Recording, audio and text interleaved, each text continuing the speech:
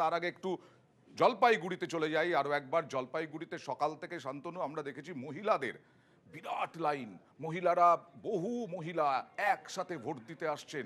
মহিলা ভোট একটা বড় ফ্যাক্টর এবারে নির্বাচনে, সব নির্বাচনই, এবং বিজেপি এবং তৃণমূল উভয়ই মহিলা ভোটকে টার্গেট করেছে।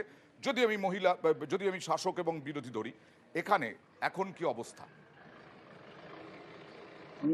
দেখো, সকাল থেকে সেটাই আমরা লক্ষ্য করছি। বিশেষ করে চা বাগিচা এলাকায় বলা হোক বা শহর বা গ্রামাঞ্চল, সব জায়গাতেই মহিলাদের প্রাধান্য দেখা গেছে।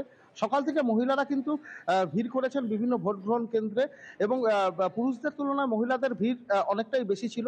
দুটো কারণ এখানে ফ্যাক্টর কাজ করেছে। এক হচ্ছে আকাশ, সেটা হচ্ছে জলপাইগুড়ি শহরের থেকে এবং গোটা জেলা জুড়েই সকাল থেকে মেঘলা আকাশ ছিল। বৃষ্টি নামতে পারে, হাওয়া বা ঝড় হতে পারে, এই আশঙ্কা থেকে মানুষজন কিন্তু সকাল সকাল ভোট লাইনে এসে দাঁড়িয়েছিলেন। সেক্ষেত্রেও দেখা যাচ্ছে মহিলাদের ভিড়। আবার দেখা যাচ্ছে দুপুরের দিকেও কিন্তু মহিলাদের একটা বড় অংশ ভিড় করেছেন বিভিন্ন ভোট গ্রহণ কেন্দ্রে। অনেকে বাড়ির কাজকর্ম শেষ করে দিয়ে সাত তাড়াতাড়ি চলে এসেছেন দুপুরের আগেই, যাতে ভোটটা তারা নিজেরা দিতে পারেন সেই জন্য, সেই আশায়। এবং চা বাগান এলাকাটাতেও আমরা দেখেছি যে মহিলাদের লাইন সকাল থেকেই বেশি। চা বাগান এলাকা, বনবস্তি এলাকা, শহর গ্রামাঞ্চল সব জায়গাতেই মহিলাদের প্রাধান্য দেখা যাচ্ছে, এবং তারা যথেষ্ট উৎসাহের সাথে ভোট দিচ্ছেন। আচ্ছা, সেটা যেরকম আমরা তিস্তা চর এলাকায় দেখেছিলাম, সেই এলাকার বুথগুলোতেও মহিলাদের সংখ্যা অনেক বেশি পুরুষদের তুলনায়, এবং তারা চাইছেন যে এই সকাল মুহূর্তে সকাল